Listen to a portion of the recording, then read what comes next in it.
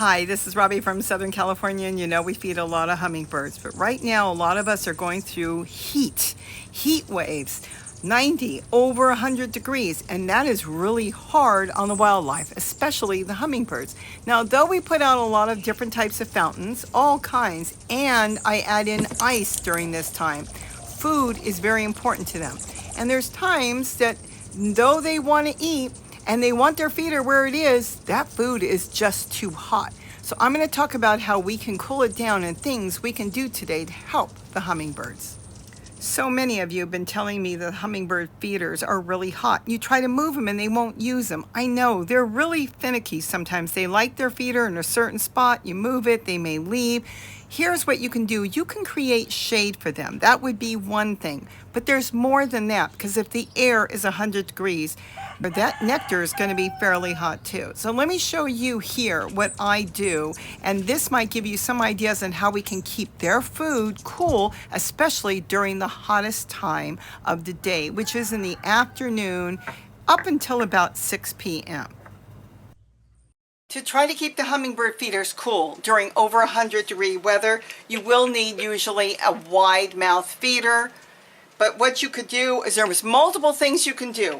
In a pinch, I added in ice in here, closed this, and I dropped them in here and filled them with nectar. You could also just take containers. This is now frozen. Do the same thing. You could drop it in here and fill this up and put it together.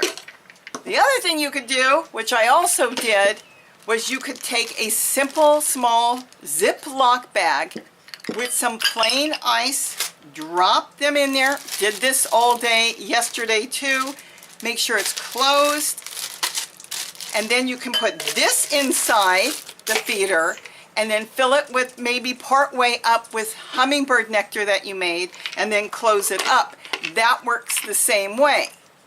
And lastly, the thing that I'm doing now, freezing some of the hummingbird nectar. Very simple. This is hummingbird nectar. This goes in here. I then just fill it up. And that's all there is to it. Close it up. Put it outside.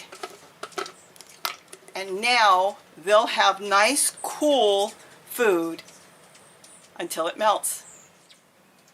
That is about the best we can do. If possible, hang a bunch of feeders in the shade and leave your other ones where they like them. Hopefully they'll switch over and go to the shaded area. But again, if the air is about 100, that nectar is going to get to about 80, 90 degrees as well, and they have to feed. Don't add plain water ice cubes in there because you'll dilute the formula. If you dilute it down too much, it makes them need to hunt for more food, which burns more energy, and that is the last thing they need in the heat.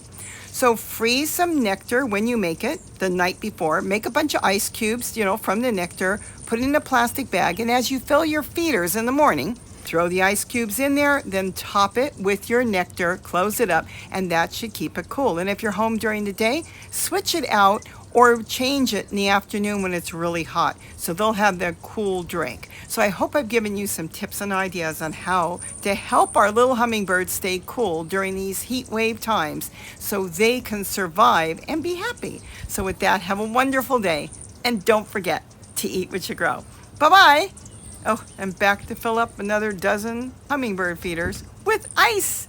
Ice, of course, made from the hummingbird nectar I make, which is 1/4 cup of white granulated sugar and 1 cup of water.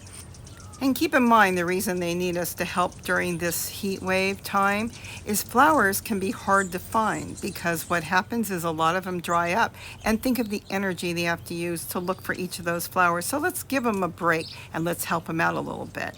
Bye-bye.